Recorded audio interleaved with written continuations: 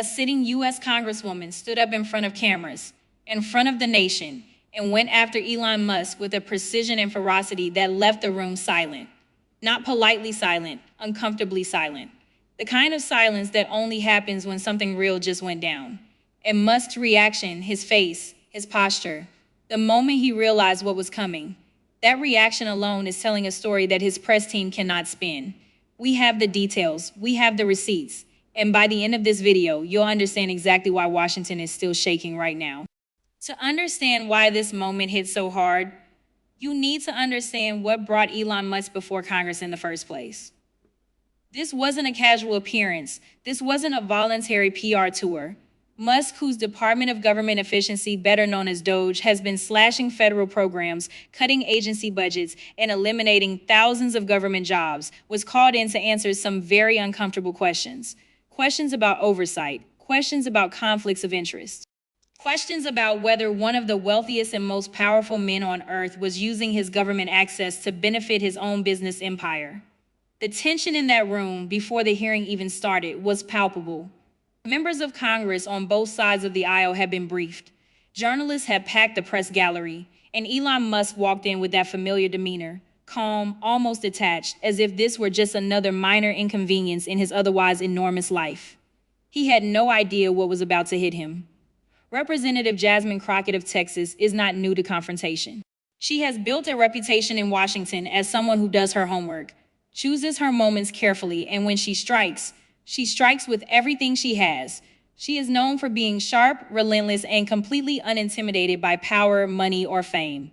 And in that hearing room, with the cameras rolling and the whole country watching, she walked up to that microphone and made it very clear she had not come to ask soft questions. Her opening words were measured, deliberate, almost deceptively calm. She began by acknowledging Musk's role in DOGE and his stated mission of reducing government waste. She even, for one brief moment, appeared to give him a compliment, which, in hindsight, was simply Crockett setting a trap. Because what came next was a methodical, documented, point-by-point dismantling of Musk's credibility on the very issues he claimed to be fixing. Here is where it gets explosive. Crockett didn't just question Musk. She confronted him with specific data, figures tied directly to contracts, decisions, and policy shifts that happened under DOGE's watch, and she asked him plainly and publicly to explain the contradictions. She pointed to federal contracts that continued flowing to companies connected to Musk's business interests, even as DOGE was recommending cuts in competing areas. She laid out a timeline. She had documents, she had numbers, and then she looked directly at Musk and asked a question that you could feel across the entire chamber. She essentially asked him, how do you expect the American people to believe that a man cutting government spending is doing so for the country's benefit, when that same man's company stands to gain billions from the very decisions being made? The room erupted, not in applause, not in boos, in a wave of murmuring and stunned reaction from colleagues, aides, and journalists who recognized that what they were witnessing was not a political debate, it was a reckoning. Musk's response was hesitant. He stumbled over familiar talking points about efficiency and accountability. But Crockett was not finished. She cut back in, using the procedural clock with perfect discipline, and she pushed harder, forcing Musk into a corner where every answer he gave only raised more questions. Now let's talk about what everyone is talking about, Musk's reaction, because throughout this exchange, the cameras never left his face. And what those cameras captured was something that Musk's most loyal defenders have struggled to explain away. The confident, borderline dismissive posture that Musk had carried into that room began to shift. His jaw tightened, his eyes moved. He reached for water. At one point, the live feed caught him visibly exhaling, long and slow, in the way that people do when they are trying to recalibrate under pressure. His legal team, seated just behind him, was seen exchanging glances. In the world of high-stakes congressional hearings, body language is not just optics, it is signal. And every political analyst watching that feed in real time read the same signal. This was not going the way Elon Musk had expected it to go.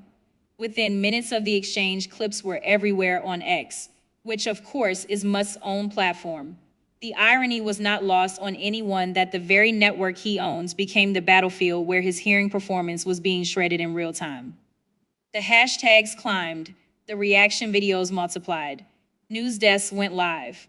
And Jasmine Crockett, who was already known in political circles, became a name that millions of Americans were searching for the first time. On every platform, the commentary followed the same pattern.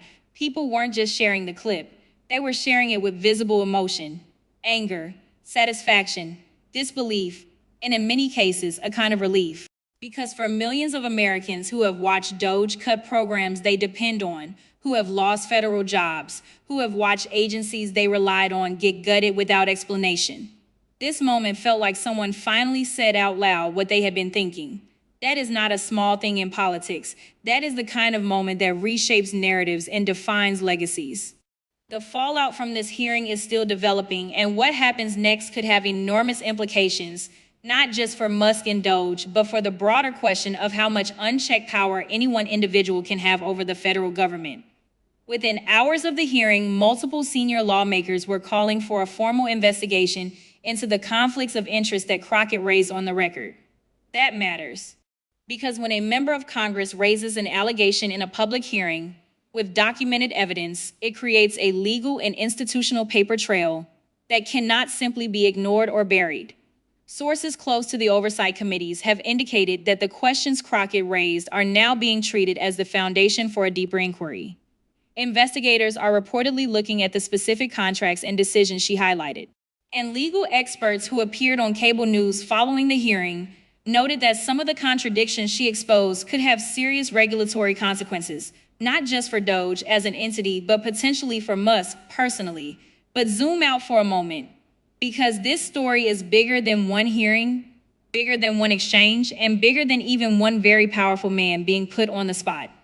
What Jasmine Crockett did in that room represents something that Washington desperately needs more of: accountability without fear. In an era where billionaires have unprecedented access to government, where the lines between private interests and public service have never been blurrier, a moment like this serves as a reminder that elected officials still have the power and the responsibility to ask the hard questions. In Crockett's approach, methodical, documented, emotionally intelligent, and absolutely fearless, is a template. Other members of Congress are already being asked about it. Some are praising it publicly, others quietly. But make no mistake, this moment has changed the dynamic. Musk walked into that hearing as the most powerful unelected figure in the U.S. government. He walked out as someone whose authority, credibility, and judgment are now under serious and very public scrutiny. So what happens from here? In the short term, expect Musk and his allies to go on offense. There are already signs of a coordinated pushback campaign, with surrogates appearing in conservative media to frame Crockett's questions as politically motivated attacks rather than legitimate oversight. That playbook is familiar. But it is also increasingly less effective in a media landscape where millions of people watch the hearing in real time and can draw their own conclusions. In the medium term, the investigation that is now taking shape will be the one to watch. If investigators find what Crockett's documented evidence suggests they might find, the consequences for DOGE and for Musk's role in government could be severe and swift. And in the long term, this moment will be studied. It will appear in political science classes, in journalism schools, in future campaigns as an example of how to hold extraordinary power to account with nothing more than preparation, courage, and the willingness to tell the truth in public. Jasmine Crockett walked into that hearing room as one of many voices in a very loud political moment. She walked out as the voice of a hearing that the entire country is still talking about. And Elon Musk, the man who owns platforms, rockets, electric vehicles, and a growing corner of the U.S. government, left that room facing questions he did not expect to answer and consequences he cannot yet control. The story is not over, not even close. This is only the beginning of what could become the most consequential accountability fight of this political era, and you need to stay right here because we will bring you every development as it breaks.